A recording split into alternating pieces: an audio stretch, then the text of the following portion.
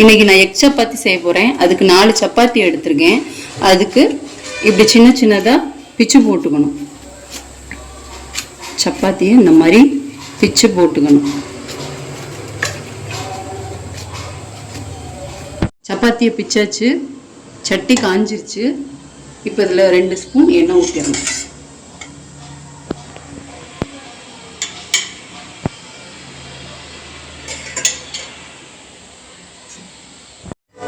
எண்ணெய் காஞ்சிருச்சு.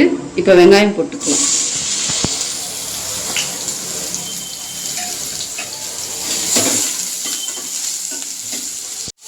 வெங்காயத்தை பொன்னிறமாக வதக்கிக்கணும்.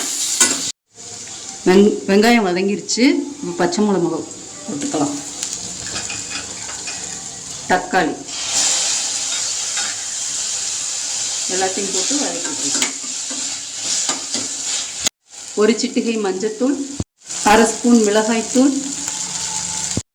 1/2 ஸ்பூன் மல்லித்தூள், 1/4 ஸ்பூன் கரம் மசாலா போட்டு இப்போ நல்லா கிளறிக்கலாம்.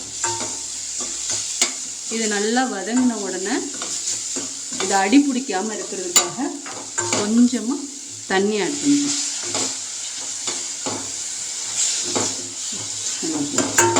மசாலாவோட பச்சை வாசனை போயிடுச்சு.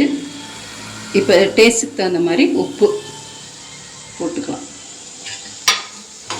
கிளறிட்டு ஒரு முட்டை எடுத்து வச்சுருக்கேன்.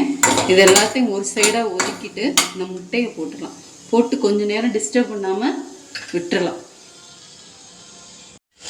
முட்டையை டிஸ்டர்ப் பண்ண வேணாம், அப்படியே விட்டுருங்க. வெந்ததுக்கப்புறம் உடச்சி விட்டுக்கலாம். முட்டையை இப்போ பரட்டி விட்டுக்கலாம். நல்லா முட்டை இந்த மாதிரி உடச்சி விட்டுக்கோங்க. நல்லா வெந்துருச்சு. முட்டையை கிளறியாச்சு. முட்டையும் தக்காளி தொக்கையும் கிளறியாச்சு. கொஞ்ச நேரம் இது கிடக்கட்டும். ஒரு நிமிஷம் கழித்து சப்பாத்தியை போட்டு எடுக்கலாம். இப்போ சப்பாத்தியை போட்டுடலாம். இது சாப்பிட்றதுக்கு ரொம்ப டேஸ்ட்டாக இருக்கும். இது எல்லாத்தையும் போட்டு ஒன்றா கிளறிடலாம். இந்த மாதிரி உங்களுக்கு ட்ரையாக இருக்குன்னு தோணுச்சுன்னா லைட்டாக தண்ணி ஊற்றிக்கணும். ஊற்றினீங்கன்னா கொஞ்சம் சப்பாத்தி சாஃப்ட்னஸ் கிடைக்கும். இன்னும் கொஞ்சம் சாஃப்ட்னஸ் கிடைக்கும். இப்போ இதில் சுகர், கொஞ்சம் சுகர் இனிக்கா,